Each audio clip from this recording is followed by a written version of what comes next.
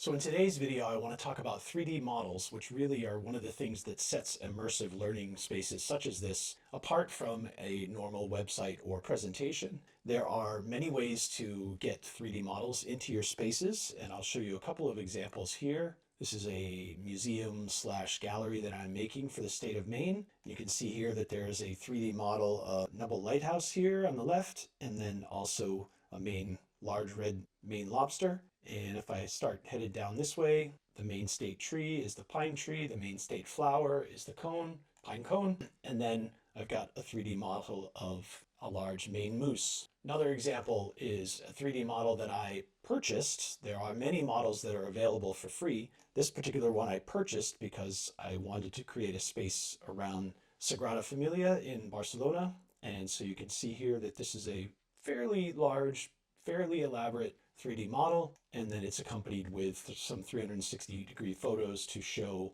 what that space would look like in real life. And then another example I'd like to show you is from the 3D LES website. They have a lot of excellent frame resources here regarding frame in the classroom. And they also have several environments that are pre-built down here that you can check out. I'm going to click on the Roman Castellum Fectio model. So if I move to the back of this model here, I see a couple of Roman soldiers here that are guarding the front door, and then a 3D model of a Roman, presumably Caesar, I'm not sure, but gives you a sense of the sense of space and differentiates this from a regular presentation. So let's talk about how you get 3D models into your frame spaces. So here I am in a frame space, and you can see that there are some 3D models here. However, when they are part of a pre-built environment with frame, those are not editable. You're not going to be able to move those around. But what I would like to do is I would like to add some additional 3D models in this space here.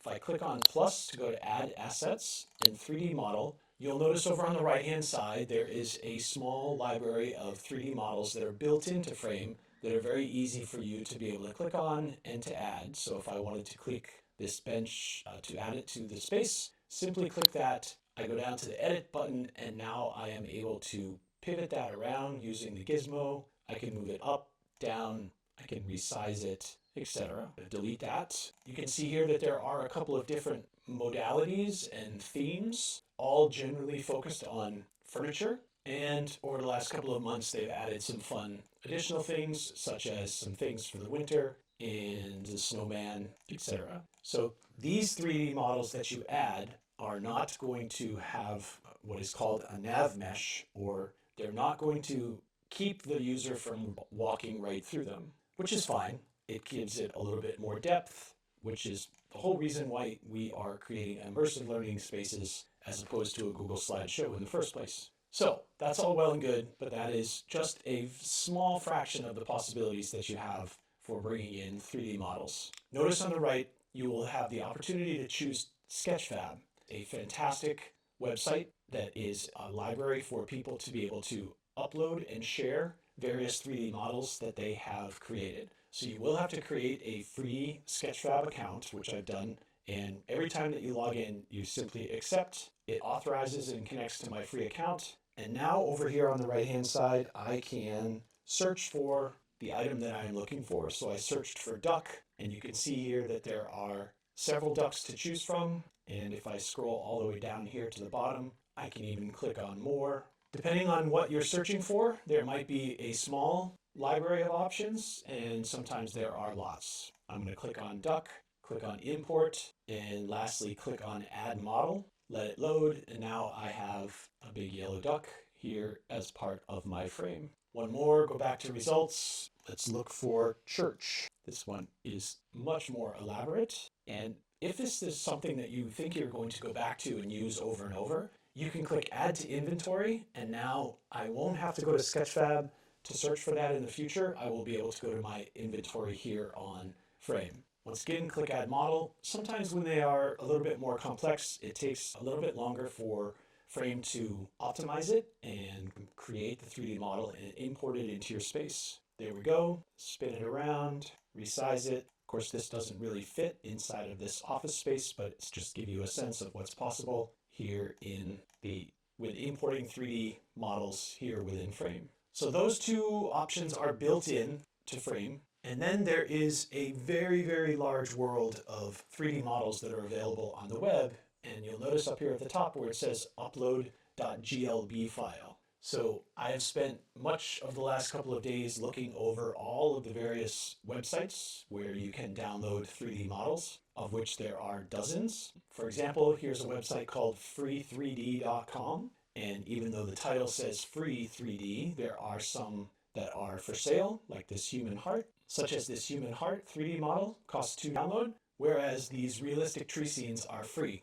However, if you'll notice at the bottom, they come in 3 different file formats: 3ds, OBJ, and blend. That would mean that this file cannot be directly imported into Frame without being converted. And that's going to be pretty common with many of these 3D model websites. Not often do they have GLB as part of the file format. If you can find one that is GLB, then it can be directly imported into Frame without any conversion.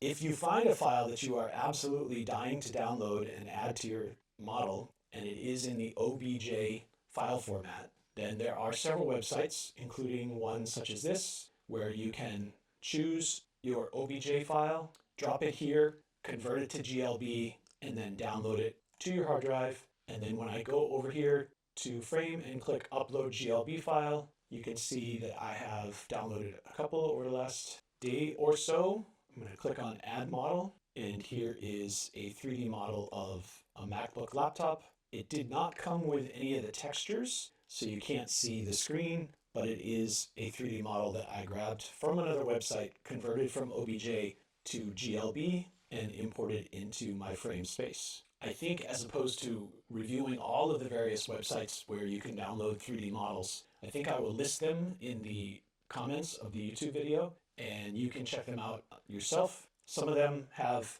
a lot of possibilities. Others offer just a couple of different free models. Some of these websites are very easy to use, and others, as you can see here, are very, very full of ads and pop-ups, etc. But there are lots and lots of 3D models that are available to import into your Frame. Make it more immersive and engaging by importing different models that meet your needs and fit your theme.